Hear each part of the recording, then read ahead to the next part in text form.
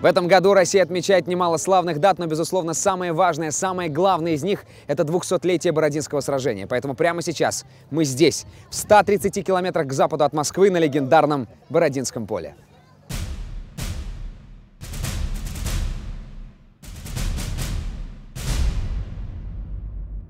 Итак, 1812 год. Великая армия Наполеона рвется к Москве. Но как остановить взорвавшегося императора? Сейчас этот вопрос решился бы сам собой. Наполеон элементарно встал бы в пробку на Можайке и не увидел бы Москвы. Но тогда, 200 лет назад, это было просто невозможно. Поэтому 22 августа русская армия, отступавшая от Смоленска, расположилась здесь, у села Бородино. И главнокомандующий Михаил Илларионович Кутузов решил дать генеральное сражение. Сигнальте сбора.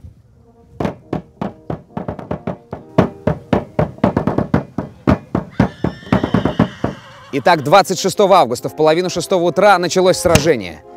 Вот там, возле старой Смоленской дороги, располагались Багратионовы флеши, за которой и началось то самое длительное кровопролитное сражение. 8 раз французы шли в атаку и каждый раз встречали ожесточенное сопротивление. А вот там, на высоком кургане, в самом центре русской позиции, находилась легендарная батарея Раевского, мужественно державшая многочасовую осаду. 12 часов длилась эта великая битва при Бородино, в результате которой французские войска вынуждены были отойти на исходные позиции.